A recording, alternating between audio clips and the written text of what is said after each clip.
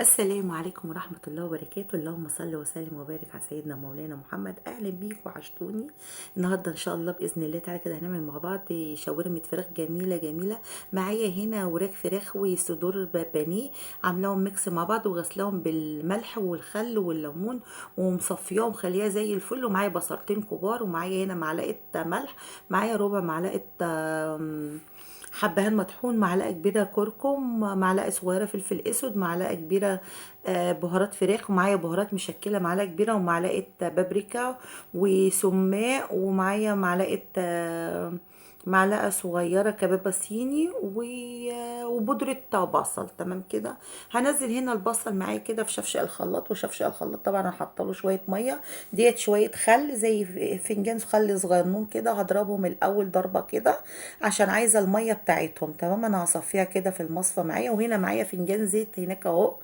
تمام كده. دلوقتي انا هصفيها بقى معايا كده في المصفى الضيقه ديت كده، لان انا عايزه الميه بس. تمام كده. هبتدي بقى اصفيها. طبعا البصل بينزل الميه بتاعته على الخل على شويه الميه زي الفل زي القمر. جميل. هنزل بقى كل البهارات اللي معايا ديت هنا كده. الله الله الله الله، اللهم صل على النبي. وهنزل فنجان الزيت، دي فنجان قهوه صغير زيت كده. جميل جميل جميل، ما شاء الله لا قوه الا بالله. طب هنزل بقى بايه؟ بالفراخ بتاعتي بقى. دي وراك فراخ على ايه؟ على صدور بانيه. تمام كده. مقطعهم ايه؟ مش مقطعهم صغير قوي، لان الفراخ لما بتنزل بردك بتكش النار.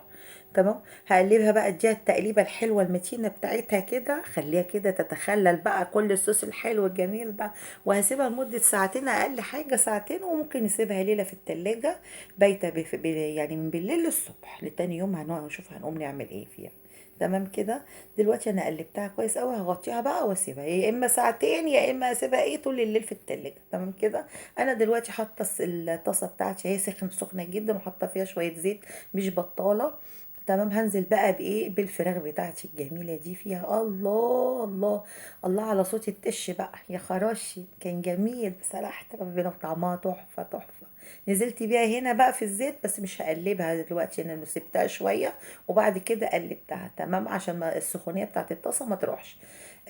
هنا بقى خلاص كانت بكت ميتها وشربتها وتمام، والدنيا تمام، والدهون بتاعتها طلعت. قطعه بصل حلقات ونزلت عليها واديتها تقليبه، وبعدين مقطعه فلفل بردك رومي حلقات ونزلت عليها كده، اديهم تقليبه. كل دي تقليبات بسيطه. ونزلت هنا بقى بطماطميتين حلوين كده مقطعاهم مكعبات، وهديهم تقليبه حلوه كده. ما بتاخدش 5 دقايق، البصل بالفلفل والطماطم ورا بعض على طول على طول. تمام كده.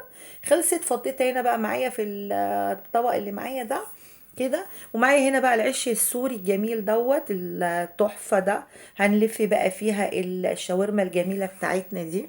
بفرد بقى واحده، وباخد بقى ايه زي ربعها من قدام كده، بقى ايه بتنيها عشان ايه؟ اعمل طبقه بس سميكه شويه عشان تستحمل الشاورما ما احطها عليها. ونحط بقى الصوص اللي احنا عايزينه، عايزين باربيكيو، عايزين بتاع همبرجر، عايزين اسمه ايه؟ بسم الله الرحمن الرحيم، مايونيز، كاتشب، اللي انتوا عايزينه.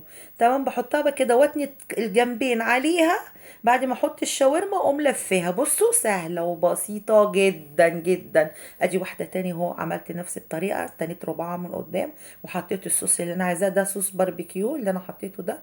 احط عليها معلقتين كده من اللي انا الشاورما، والفها وهكذا. تمام. خلصت اهو الشويه الجمال دول. الله الله. رحت هنا بقى معايا بقى ايه؟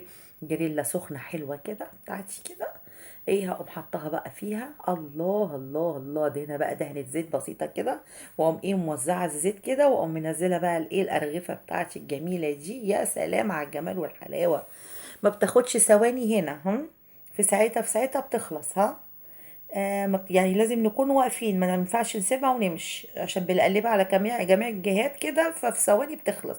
هنا كده خلاص انا خلصتهم. بصوا تحفة تحفة تحفة تحفة.